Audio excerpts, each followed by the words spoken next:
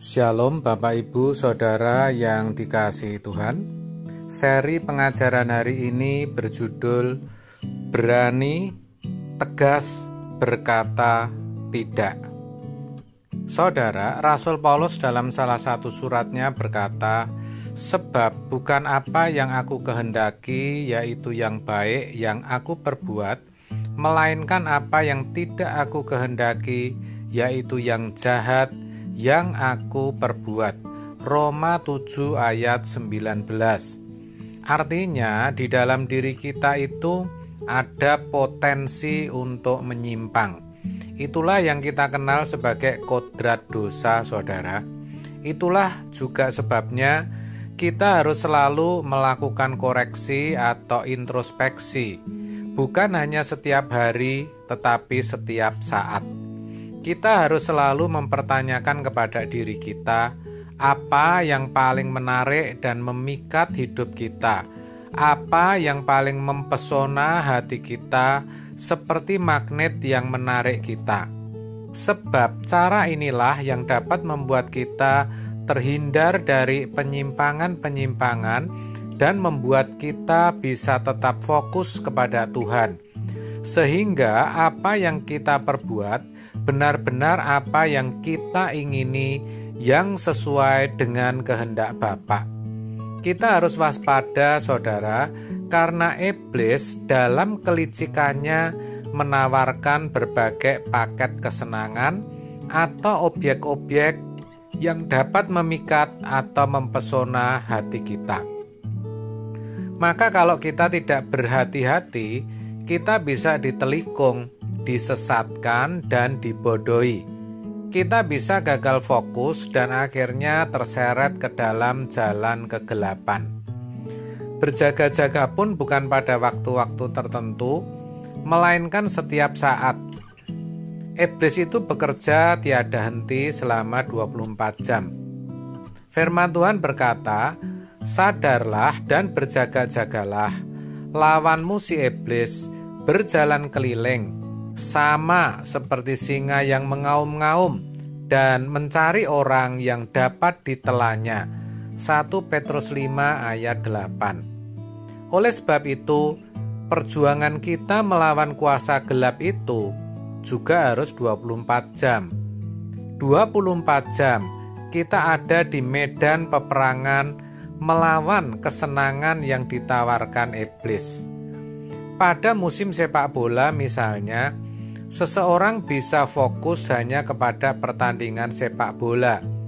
Apalagi kalau itu Piala Dunia. Wah, mencengkeram jiwa. Seseorang bisa tidak ke gereja karena nonton sepak bola. Memang tidak salah melihat pertandingan sepak bola, tetapi harus kita pahami kalau hal-hal yang biasa kita sediakan untuk Tuhan, lalu kita pakai untuk yang lain, itu adalah bentuk ketidaksetiaan. Saudara, orang bisa nonton bola sampai pagi, tetapi diminta berdoa setengah jam saja tidak kuat. Orang bisa tekun melihat pertandingan bola lewat banyak media selama berjam-jam, tetapi membaca Alkitab setengah jam saja tidak dilakukan. Kok bisa begitu? Ya bisa, karena dia tidak tertarik pada hal-hal rohani, tidak tertarik pada Tuhan. Maka orang seperti itu bisa mengesampingkan apa yang mestinya diutamakan. Tentu hal seperti itu merupakan bentuk tidak menghormati Tuhan. Padahal seharusnya makin hari kita makin tidak terikat apapun kecuali terikat oleh Tuhan. Tidak ada yang lain yang bisa memikat dan mempesona hati kita selain Tuhan. Nah, agar kita bisa semakin melekat dengan Tuhan, maka bejana hati kita semakin hari harus semakin kita kosongkan dari segala keinginan.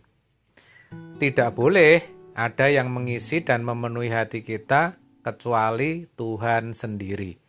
Kita harus berani berkata, hanya Tuhanlah yang aku butuhkan. Tetapi itu bukan berarti kita tidak boleh ini itu atau mengingini ini itu, saudara.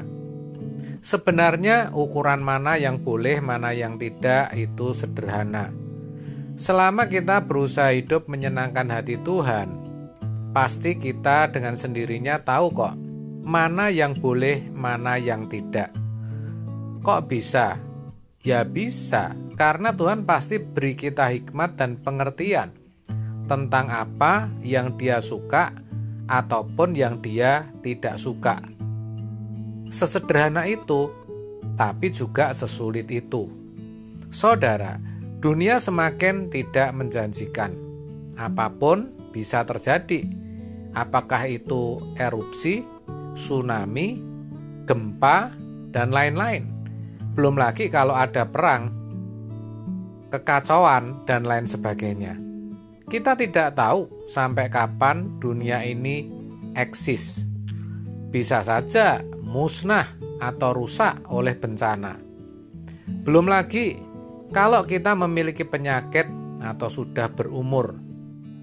Bisa loh kapan saja meninggal. Itu benar, saudara. Yang namanya meninggal itu juga tidak harus tua. Anak-anak muda pun dapat meninggal. Maka mestinya kita selalu mewaspadai setiap keinginan dan kesenangan kita. Iblis itu seperti singa yang mengaum, yang berjalan keliling untuk menerkam siapa yang bisa ditelannya. Iblis tidak pandang bulu, siapapun dapat diterkam. Apakah jemaat, aktivis, pendeta, bahkan ketua sinode, siapapun bisa diterkam. Jadi jangan pernah berhenti mengoreksi dan mengevaluasi diri. Kalau ada sesuatu yang salah di dalam diri kita yang telah mengikat hati kita. Itulah sebabnya kita harus tegas dan berani berkata tidak untuk hobi, kesenangan atau apapun yang tidak menumbuhkan iman, yang tidak membuat kita ada di hadirat Tuhan. Walaupun mungkin bisa membuat hati kita senang, tetapi kita harus berkata tidak, karena kalau itu kita lakukan, itu sama halnya dengan buang waktu saja. Itu bukan sesuatu yang ekstrim, tetapi demi menyelamatkan diri kita, saudara. Tetapi kalau hobi-hobi itu terkait dengan usaha atau bisnis kita, itu beda dan tentu boleh dilakukan. Tetapi kalau tidak, maka tidak perlu. Kita harus melepaskan semua ikatan dunia. Kita harus kita harus berani berkata, hanya Engkau yang kumiliki, Tuhan. Engkau satu-satunya kesenangan dan kebahagiaanku. Kita harus berani tegas seperti itu. Segala kebiasaan-kebiasaan, kesenangan-kesenangan yang tidak membuat kita bertumbuh dalam iman harus kita tinggalkan. Kita minta Tuhan hati yang baru, supaya kita tidak terbawa oleh banyak kesenangan dan kesibukan yang tidak mendewasakan iman. Jangan sampai kita bisa hanyut dalam kegelapan. Jangan sampai iblis membuat kita menyimpang. Jangan menyimpang ke kanan atau ke kiri. Begitulah dituliskan dalam Yosua 1. Seperti saya katakan di awal tadi, bahwa ada potensi menyimpang, walaupun itu tidak kita sadari, walaupun bisa saja itu kecil. Karenanya, kita harus berani tegas berkata tidak untuk hal-hal yang tidak membuat iman kita terbangun. Pertemanan, kedekatan dengan orang-orang yang tidak takut akan Allah harus kita batasi. Di sini sebenarnya kita belajar untuk memisahkan diri dari dunia. Memang kehendak Tuhan demikian. Jadi mari kita periksa dengan benar-benar mengevaluasi atau mengintrospeksi diri. Apa yang menarik atau memikat hati kita saat ini. Amin. Tuhan Yesus memberkati.